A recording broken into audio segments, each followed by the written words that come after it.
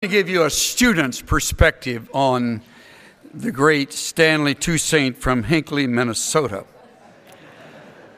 I first met this man when he arrived on a campus as I was beginning my second year. We met, he may not remember, but we met on the steps of what was then Mosier Library. And I was taken by his warm smile and his large hands, just a great handshake and great eye contact. And I thought, boy, he's going to be one easy professor. Talk about a wrong first impression. One of my favorite guys at the school while I was here is a man named Bill Bell. Bill and Ralph Alexander and I studied together almost every day as we prepared for class. And Bill came up with a great nickname. Profs get nicknames that they never hear about. And Bill used to say, we got to get ready for this exam. Tuffy Toussaint is giving this exam, remember. I remember another prof we had that had the habit of saying, this serves to indicate the fact. And one guy kept a record of it in one class. He said it 19 times in one lecture. This serves to indicate the fact, and this serves to indicate the... We got to where we called him St. John the Indicator. Another nickname. Dr. Toussaint was tough. It was a good nickname. We had a classmate named Rod who said to me on one occasion, you got to watch out for Toussaint. He has kind of a mean streak. He said it came out in him the other day when I had flunked another exam. He pulled me aside and he said, now Rod, the last thing I want to do is fail you, but it's still on my list. That's a tough thing to say to a student. I was struggling my way through what we got to call rabid Greek reading, and we were facing a pretty tough quiz.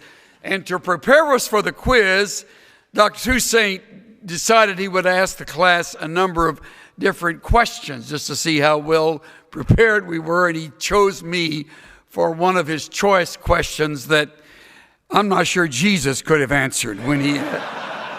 So I took a stab at it, and I knew I was wrong, but I had the audacity to say when I finished with my palaver, Dr. Toussaint, you agree with me, right?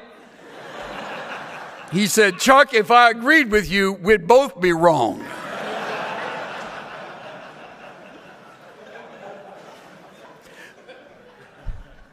What you don't know is after I graduated and after Stan had been here for a while at the school, he and I were both involved in the ministry at Grace Bible Church. Back when Dr. Pentecost was the pastor, and I served alongside him and Dr. Toussaint, I sort of, emptied their trash. And it got to where I would say, some people's trash is other people's treasure. I would go through the trash and pick up all kinds of things that I would use later on. Anyway, I had an old Marine Corps buddy that had come into town. He's a pretty crusty guy. And he had really lived with some guilt over the way he had been spending his life. And he said, now, I need a little help. He had called on the phone to talk to somebody, and he got me on the phone, and he said, hey, I just want to find out about who leads that church over there. He said, who's the pastor? And I said, it's a man named Pentecost. He goes, whoa, Pentecost. Isn't that kind of where they went wild in the Bible? I said, well, you could say that if you like. And he said, I was there Sunday night. Who was that guy up front waving his arms with all the songs? And I said, well, his name is Toussaint. Two saints? He's named after two saints? And I said, yep, that's a way to put it. And he said, what's your name? I gave it to him. He said, Oh, man. That is one weird place. You got Pentecost as a preacher, guy named after two saints as a song leader, and Swindoll working in the background. Then he had a few comments I won't share today about it. Now let me get serious. I've loved and admired this man since we first met. He taught me to love Greek, and he taught me not to be intimidated by it. He doesn't know it, but he has modeled a style of expository preaching that I have copied in many ways. And if you hear enough of him, you will hear some of that coming out in me. And I have him to thank for that. One of the very best classes I ever took was 2 Corinthians, which I've told him about many times. It was back in the days when classes were smaller. In fact, believe it or not, there were 7 in that elective course. And counting Dr. Toussaint, there were 8 of us that sat around the table. And it was sort of like being mentored every time we met for class. And I still have the notes from that class. And every once in a while, we'll pull them out and smile as I look through them. And here and there, I see things that remind me of Dr. Toussaint. He had some of the funniest lines. He taught me how to remember the Greek word for seal. And I've told him about this. Sphragidzo. He said, think of the seal coming out of the water going, sphragidzo, sphragidzo. So I never will forget the word for seal. He taught me the word for the inside of our body, splachna. He said, think of throwing up, splachna, splachna. So every time I go to the innards, I think of splachna. You had a marvelous impression on me, Dr. Toussaint. I want you to know that.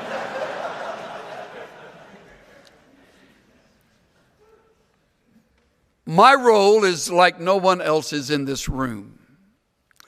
I serve as the pastor of a church he and Maxine attend. Just pause and take that in for a few moments. The guy who taught me what I know, and if that isn't enough, sitting across the room from him is Howie Hendricks and Jean. They are right there, watching every move, listening to every word. No one is a more faithful note taker than Stan Toussaint. Can you imagine that? Taking notes when I preach. Now, I've never read what he was writing.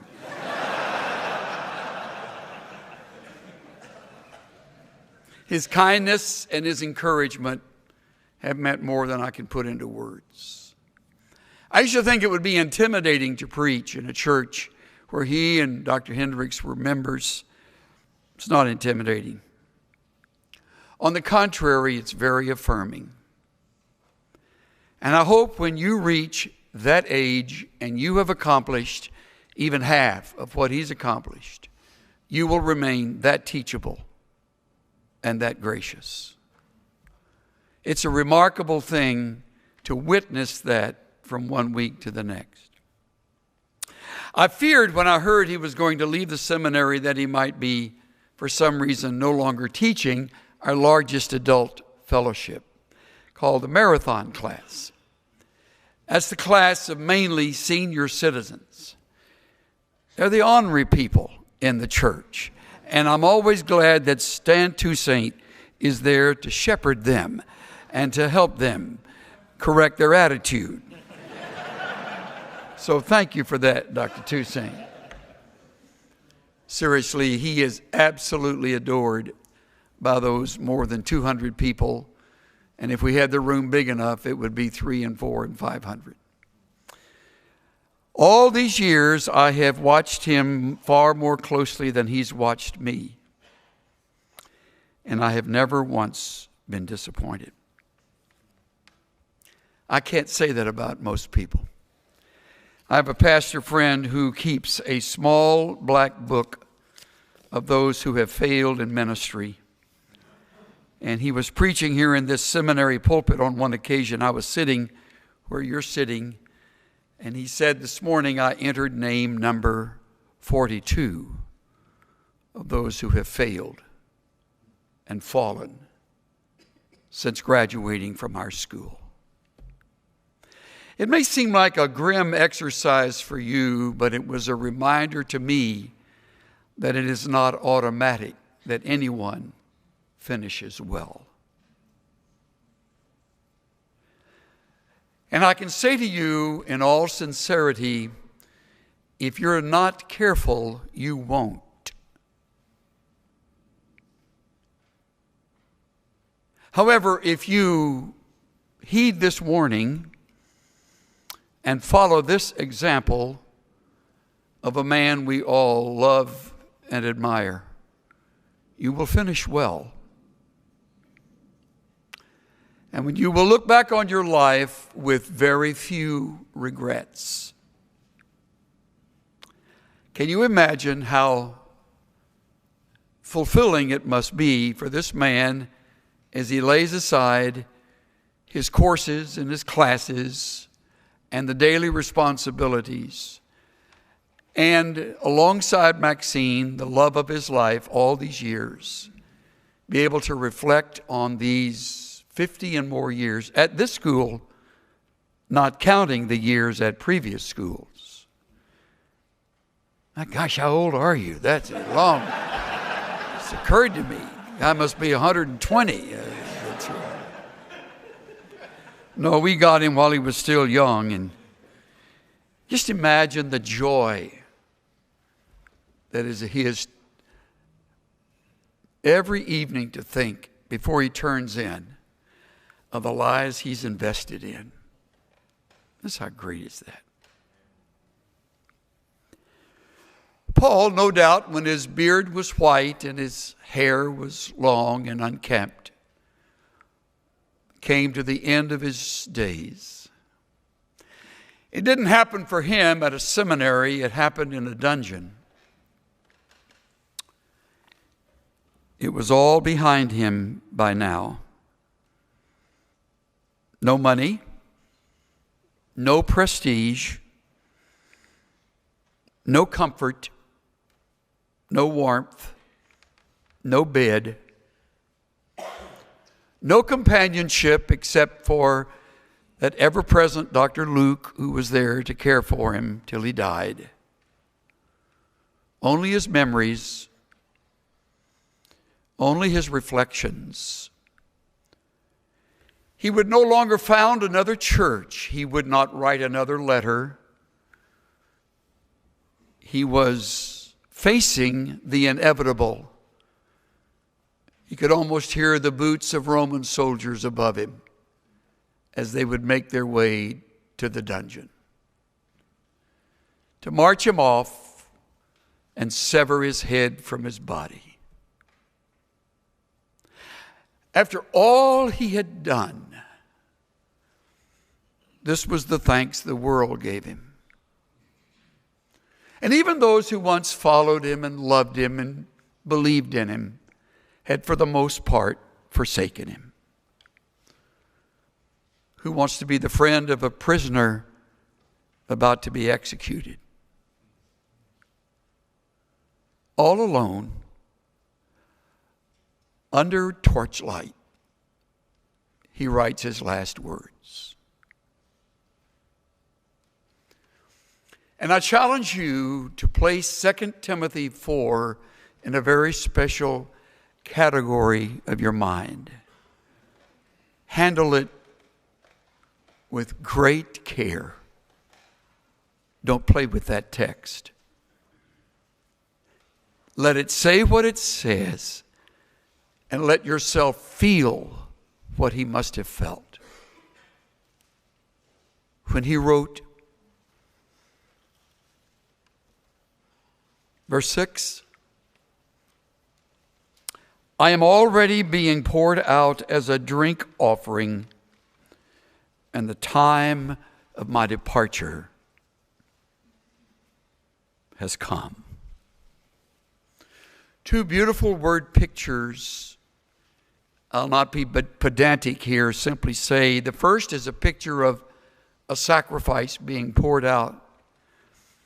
When lamb's blood would be poured at the base of an altar, it was the ultimate picture of sacrifice. Paul uses it another time in Philippians 2:17 as he refers to his work with them as being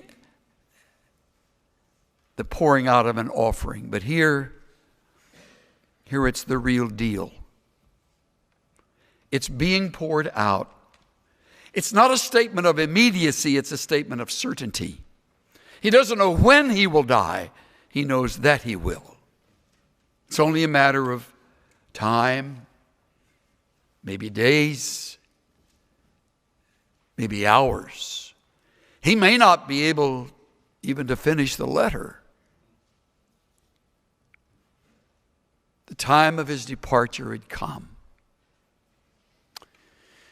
Moving word, it's a hapaxlegomena, and it's used for the releasing of a boat from a harbor or the breaking of camp as soldiers move on to their deployment in warfare. In this case, it's a departure from this world. He's leaving. He'll never be back. He's made his investment, and his life has come to this great benediction. He's leaving it in the hands of a younger man. How much Timothy must have meant to Paul. How Timothy's style must have been shaped by Paul. All the way through this letter until you get to these verses, it's you, Timothy, you. Always second person singular. You now. But you, however, you. Others have failed, but you won't fail. You, however, now I. There's a sudden change to the first person singular, and from this point on, 25 times he refers to his life. Very unlike Paul. Not to call attention to himself, but to prompt Timothy to take the torch and run with it. Run with passion. Run with purity. So that the truth does not get lost amid the times that were coming. And the letter is full of those kind of times. With that, Paul turns to three statements that are sort of like staccato notes on the score. Look at it. The good fight I have fought. The course I have finished. The faith I have kept. Each of them perfect tense. An accomplished fact. Each time it's the event that precedes the action. In fact, there's a play on words. The agony I have agonized. No one else quite like Paul agonized. I mean, can you think of the times of suffering our friend Stan Toussaint has gone through over these years of ministry? He will never tell you. But if you know anything about ministry, you know that many years. The insults he's received. The way he has been treated by some. The words of parishioners that were said that were thoughtless and sometimes even hateful. No one this godly can live without those who hate him. Never forget that. And yet there's no bitterness here. There's no rancor. There is no regret. There's no complaint. It's a good fight. It's a good fight. Every once in a while, I like pulling out the Message and reading it from Eugene Peterson, 2 Timothy 11. I've worked much harder, been jailed more often, beaten up more times than I can count, wrote Paul. I've been at death's door time after time.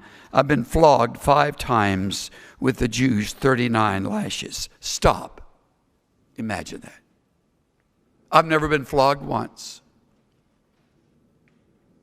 5 times I endured 39 lashes. Beaten by Roman rods 3 times. Pummeled with rocks once and left for dead. Shipwrecked 3 times and immersed in the open sea a night and a day. Think of that.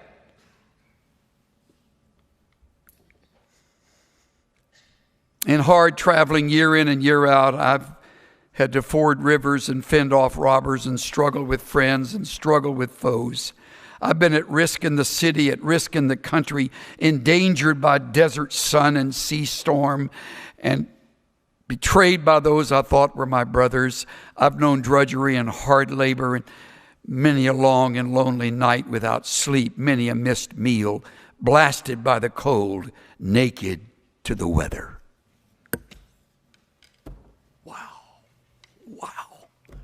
The good fight I have fought. Don't lick your wounds when you get to this age in the ministry. It's a good fight. It's worth every moment of unrewarded labor, unappreciated messages. It's worth it all. This is his memory. I can tell you without even asking. Finish the course. It's an athletic term, you know that. I haven't simply run it, I finished it. So many get started. So many run for a while. So many have great dreams. So few finish well, really noble, really exemplary lives. There's one. Don't ever forget him. It can be done. Finish the course. You're getting just the rules these days. You're getting just the, you're learning where the edges are. You're learning a little of the course. You know so little of what's in front of you. That's okay. Probably best you don't know. But you're going to run it. And in the middle of running it, when Dallas Seminary is a 20 and 30-year memory and 40 and 50-year memory, keep running it. Keep running it. Don't slow down. Stay at it.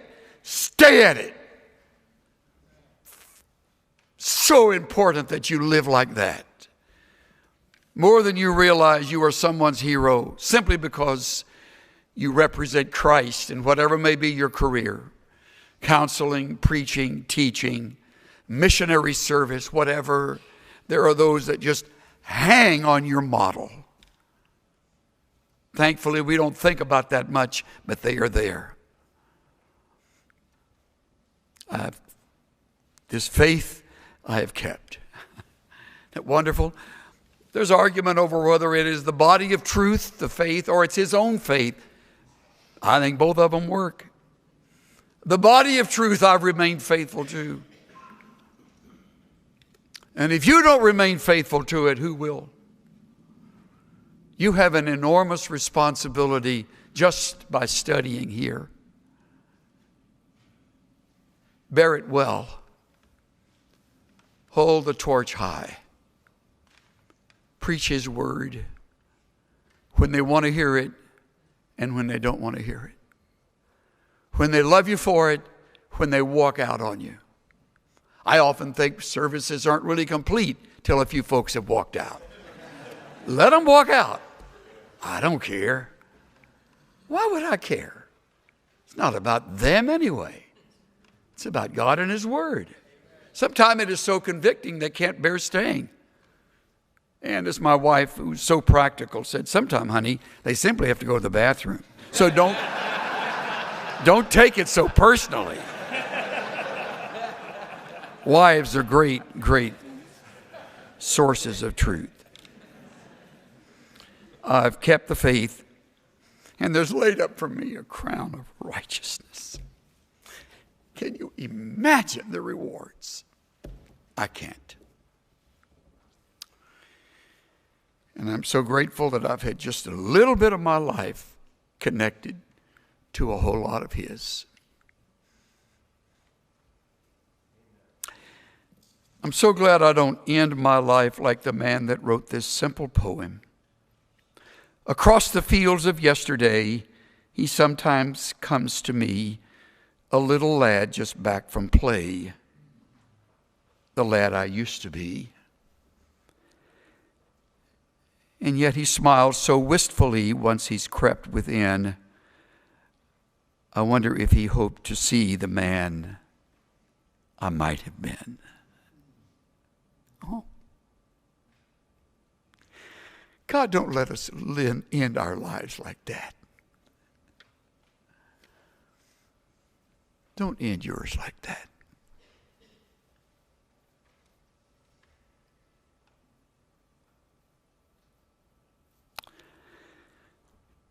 Our Father, we thank you for many things today. Among them, we thank you for those faithful men and women who have lived the life,